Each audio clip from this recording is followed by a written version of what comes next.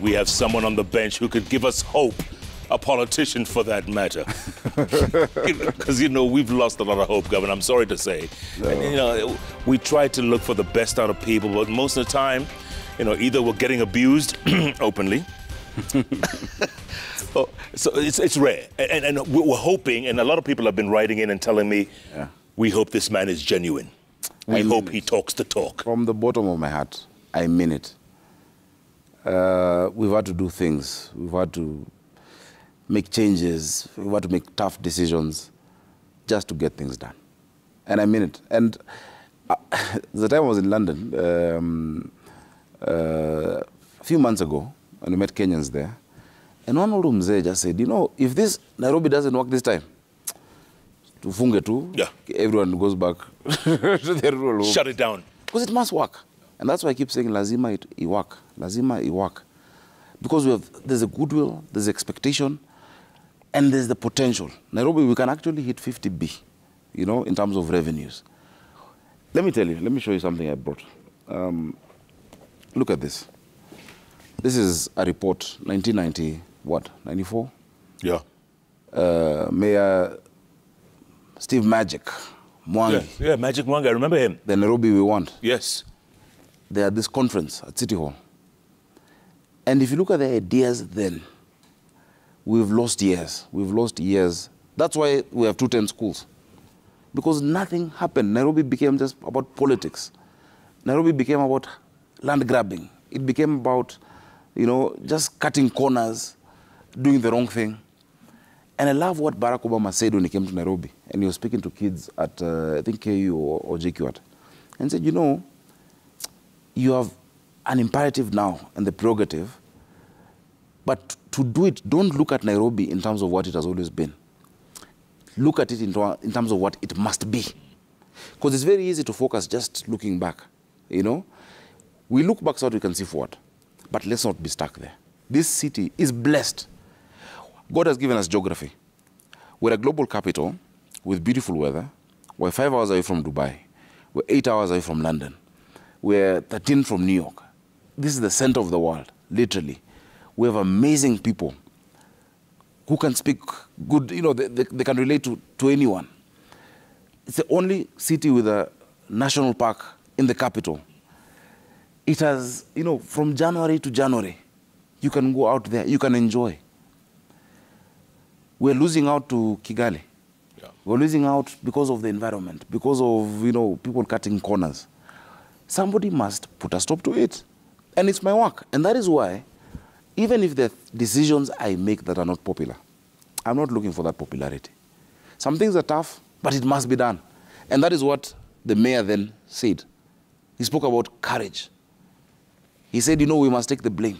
And this was 30 years ago. This is 30 years ago. 30 years ago. And so that's why, Jeff, right now what we're doing, we're putting together, because when President Kibaki opened, you know, started Vision 2030, it looked so far out. Yeah, it was far away. 2003. Yeah. It was like, what, 28 years, 27 years forward. Yeah.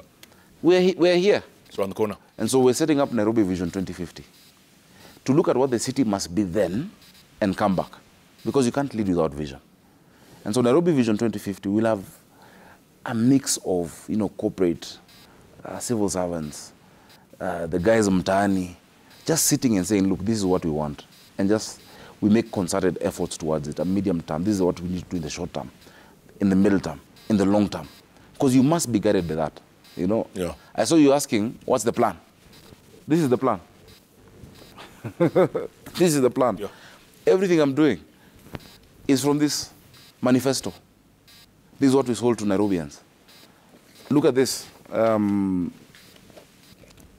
first promise is what? To have a feeding program for all public school. Oh my goodness. I'm implementing what I said I'll do. Number one. Yeah. And that's in order, because you said you want a city of order, dignity, hope, and opportunity. It's not selling ice cream to create order. There are people who benefit from disorder. Yeah. Yeah? Absolutely. But you'll find out of 5 million Nairobians, those who benefit from it are not 5,000 people. So should we sacrifice at the altar of political expediency the lives of 5 million Nairobians, and not just Nairobians here, the international I mean, I was talking at the UN Habitat Assembly, and they're like, we love this place. I hosted mayors and governors from 104 countries for dinner at the park, I mean, at Karura Forest. I spoke about Wangari Maathai's courage. And I asked them, you're looking for a monument? It's all around you. It's these trees. If Wangari Maathai didn't have courage then, we don't have Karura. No, it would have gone. We don't have Uhuru Park. So this is the plan. And you're going to stick to it. We're going to finish this thing. Governor, let's talk about healthcare in Nairobi County. Yes. It's a mess. People have been complaining so much. There's so many critics about some of these public hospitals. Yeah.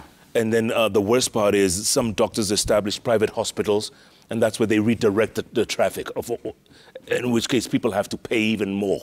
There are no drugs in hospitals. No. That's what we found. When we got into office, on the 20th day, slightly before that, there was a case of a lady who lost her twins at Mama Lucy. And so I'd gone for a function in Embakasi South. And I said, let me pop in. When I went in there, what I saw broke my heart. Jeff, you're sitting on a bench. You can't sit on this thing for 2 hours. And you're a guy. No, correct. A lady was given birth the previous night, C-section, is on a bench. I found women sharing beds after giving birth. And I said, okay, you know, most guys, you get into office and governors go to hospitals and fire people and say, oh, you know, rush decisions. I said, no. I set up a health reforms task force. Professor Olive Mugenda, Dr. Githinji Gitahi, former CAS, what's the name? Health CAS, Masi Mwangangi. I got somebody on HR, Dorcas Kemunto. I got Anastasia Nyalita, who is now my chief, the CEC for health. She's in charge. She used to be the CEO for Kenya Health Federation. I brought this team and told them, please, look at the real root problems in this, give me a report, and I'll implement it. And they did it. And they gave me the report. Nairobi had not received drugs, medicine, for 3 years because of an old KEMSA debt of 185 million. I went and I called, you know, Terry, who was at KEMSA. Yes. Brilliant lady, by the way. Very smart. Brilliant. I don't know what happened with this story, and I hope the truth comes out. Yeah. But I sat with Terry, and I asked her, please, you have drugs in your stores, I have people in my hospitals. Can we work out an arrangement? And we said, okay, pay 40 million a month. I've paid 120 million so far. Out of 185? Out of 185. She gave me drugs worth 244 million shillings, and assist them to make sure that we always have drugs. Today, go to the smallest facility in Nairobi County, you'll get drugs. And we've replenished. Nairobi had no ICU. Do you know that? What do you mean? No public ICU. And Kenyatta? That is the national government. Kenyatta has referrals. It's a referral hospital. So you have referrals from Lamu, from Turkana, from Eldoret, from wherever it is. In 6 months, I set up the first ICU. In 60 years, since God made Nairobi, there was no ICU. We did in the first 6 months. Where is it? At Mama Lucy. We put in the first ICU, and the second ICU is about to come at Mbagathi. There's only one renal unit. We've set up the next one. Now, it may sound just like, because I think by now we have had 60 successful cases that have gone through that ICU. But a friend of mine calls me. It's called Mwendwa. Mwendwa used to be my housemate. You know, after school, and in this town I had an SQ here, then I moved. So we put money together. Yeah.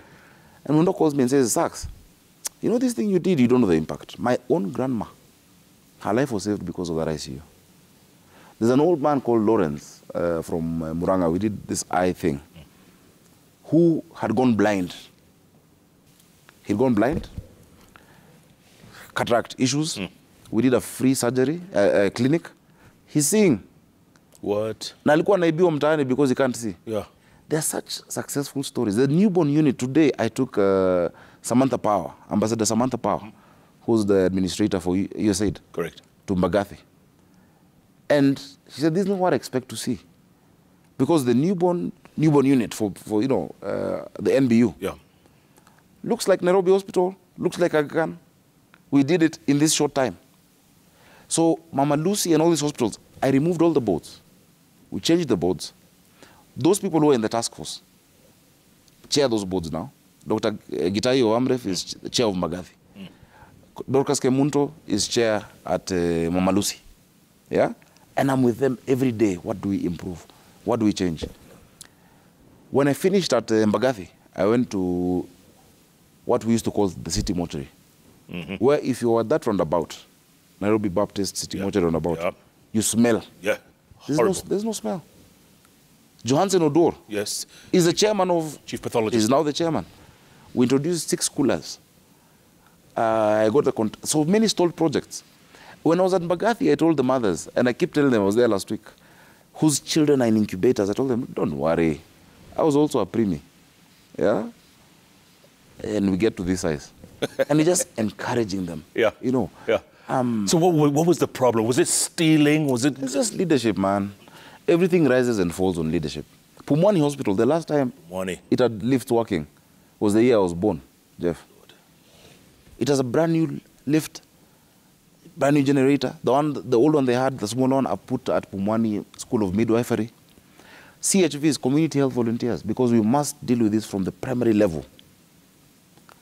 Community health volunteers are in charge of at least 100 households. And they'll come and say, oh, they'll take your pressure, they'll look at your temperature, whatnot, just vital signs, and tell you, okay, because of what you have, you should go to the dispensary or the health center, or just get this medicine. The president says, kama ni aspirin, ni homa, upatiwe.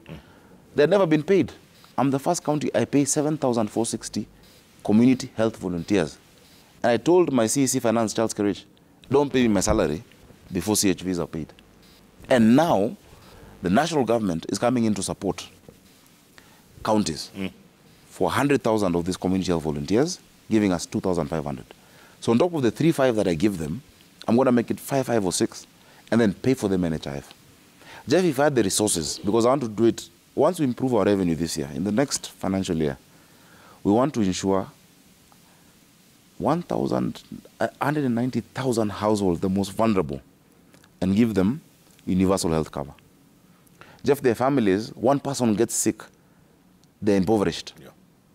Everything changes. You've invested, you've gotten, back in the rural home, there's a cow or there's something, a business in Nairobi, you have a shop, one person gets sick, you go back to zero. That cow's going to be sold. That cow's going to be sold. That child will drop out of school. And so we're giving you that card. You know, I wish I could do it in this coming financial year.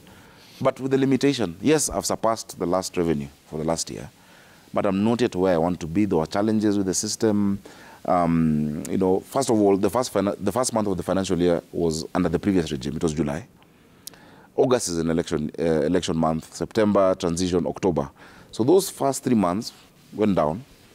But after that, April of this year, I collected 881 million, which has never been collected in the history of Nairobi in a month, in the month of April. If you compare January